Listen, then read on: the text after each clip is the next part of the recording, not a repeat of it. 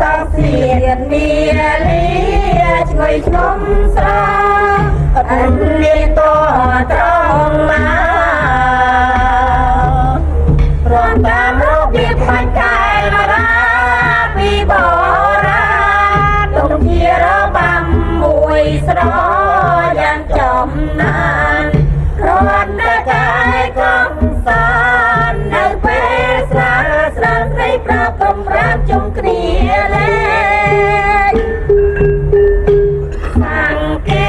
ចិនឆ្ងាយគេតែមានក្តីសរសើរអំពីដំណើរក្បាច់ខ្មែរតាំងពីដើមមកសំថ្ងៃអិនកែប្រែខ្មែរចេះសាទុកបំណើរតាំងពីបរាណអង្វែងមកអាសិនលោកតែរាំងសាទ្រពនិយមជាគំនាមគំលោបល្បីសាសំណាក់កំដៅគេតែសរសើ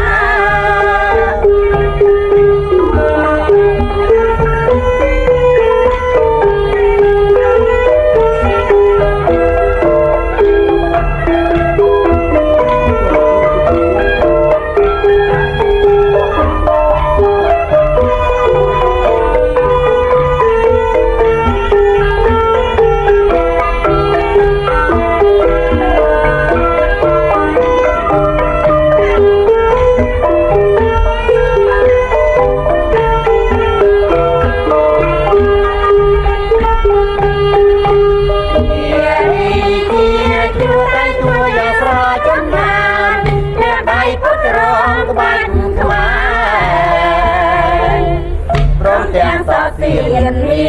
លាឆ្ងុយឆ្ងំស្រតែមានដួត្រង់ណា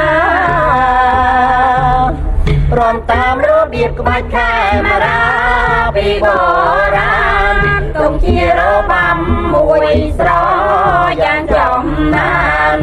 រំតែកាយកំសាន្តនៅពេលស្រាលស្រាលស្រីប្រុសក្នុងប្រាំជុំគ្នាលេងសាំងគេចិនឆ្ងាយគេតែមានក្តីសរសើរអំពីដំណើរក្បាច់ខ្មែរតាំងពីដើមមកសំថ្ងៃអិនកែប្រែខ្មែរចេះសាទុកដំណើរតាំងពីបរាណអង្វែងមកអាសិនលោកតែរាំងសាទ្រពនិយមជាទំនៀមទម្លាប់ល្បីសាយសពលើពុកតែគេតែសរសើរ